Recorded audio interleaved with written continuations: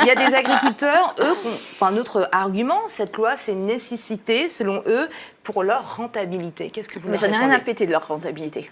Et puis je pense qu'en fait, c'est pas le sujet, quoi. La rentabilité de l'agriculture par des produits chimiques au détriment des sols, de la biodiversité, de notre santé, c'est pas de la rentabilité, en fait. C'est de l'argent sale.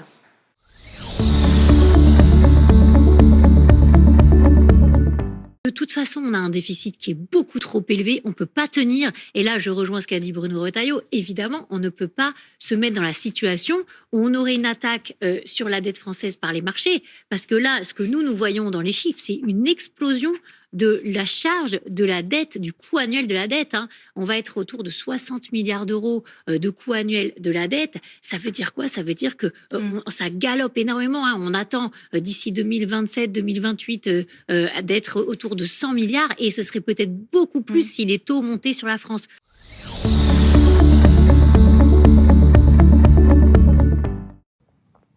Je propose donc que 2 jours fériés soient supprimés pour tout le pays. Je cite comme exemple, mais je suis prêt à accepter d'autres idées, le lundi de Pâques, qui n'a aucune signification religieuse, et le 8 mai, dans un mois de mai devenu un véritable gruyère, où l'on saute de pont en viaduc de congé, et qui est en avance de phase, comme on dit, un mois qui porte vers les vacances.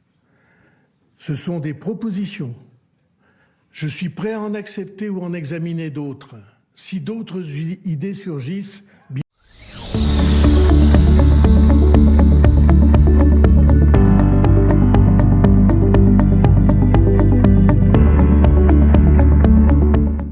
C'est un commandant de la force aérienne de combat. Il parle de malentendus. Marco Rubio. Oui, c'est quand même un nouveau camouflet à Donald Trump de la part de Netanyahou, puisque, comme vous le savez, Donald Trump et ses représentants s'étaient engagés, ont donné des gages au chef de l'État syrien. Donald Trump est contre ces frappes. Et Donald Trump est contre. Donc c'est un nouveau camouflet de Netanyahou qui n'en fait qu'à sa tête. Et moi, vous savez, cette politique israélienne au Moyen-Orient, ça me fait penser à la fameuse phrase de Bernard Blier dans les tontons flingueurs, éparpillés façon puzzle, c'est-à-dire on sème le chaos partout. Et dans l'affaire de la Syrie, on voit bien que la Syrie était engagée dans un processus de réunification, de recomposition d'un État qui tienne debout, oui, mais des violences quand même, d'intégration des communautés, et que clairement, comme il vient d'être dit, ça ne plaît pas du tout à Israël qui ne veut pas. C'est des communautés qui sont aussi attaquées, c'est-à-dire il y a eu des Druzes, des civils qui ont été tués.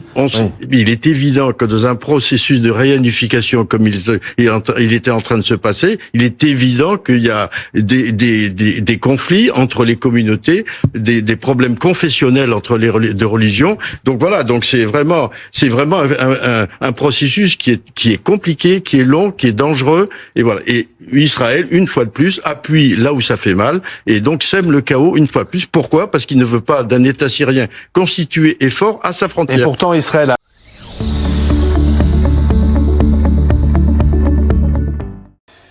Hangman, I am so happy that you won tonight. I mean, honestly, because if Dictator John had won, it would have been easy, man. I got nothing to prove there. I would have executed this contract, and I would have pinned him in a weakened state. But you winning, no, see, I got everything to prove there. To you, to your hypocritical fans that think you're a good guy, that think you're the best. Well, newsflash, Hangman, you're not the best. I'm the best! I'm the best in the world!